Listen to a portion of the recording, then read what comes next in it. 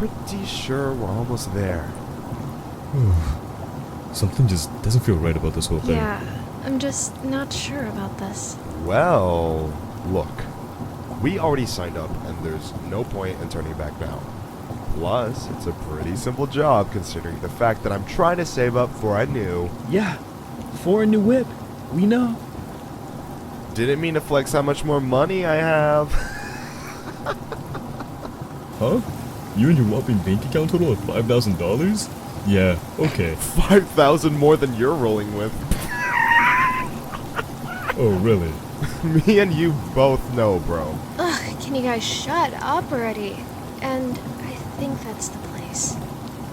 Yikes, looks like Todd's house. This place really did go downhill. Huh. Yep, guess so.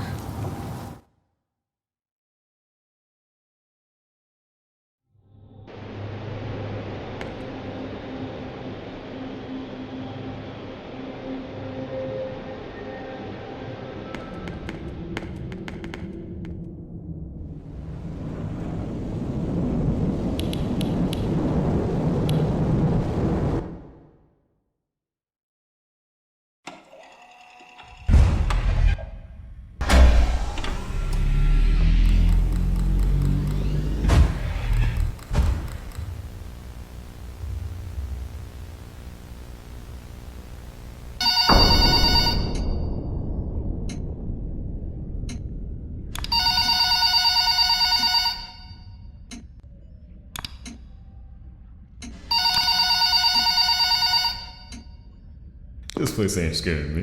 Come on, man. Hello! Welcome to your first night.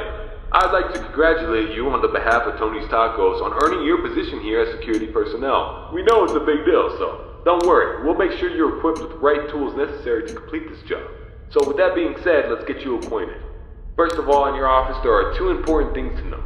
Number one, your computer, or otherwise known as your security camera. Tapping into your computer should allow you to access your security cameras, which were placed strategically throughout the facility. I do want to tell you though that these security cameras do not cover everything. Right outside your doors. This means that you won't be able to see outside of your doors if they are closed. Now, this brings us to our next important piece of discussion. Your blast doors. These were installed primarily for your security. We do realize that you are working a job which has its risks, so in case anything happens, you're being chased, or somebody's trying to break in, you can close these blast doors, make sure that your safety is your priority. Now, these blast doors aren't anything to play with. They're not toys. They are highly dangerous if you stand underneath them.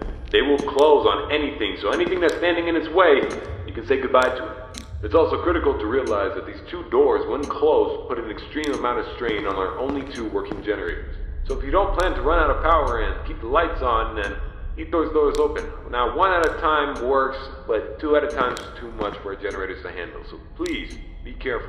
Now that may lead you into the question of, well, where are these generators?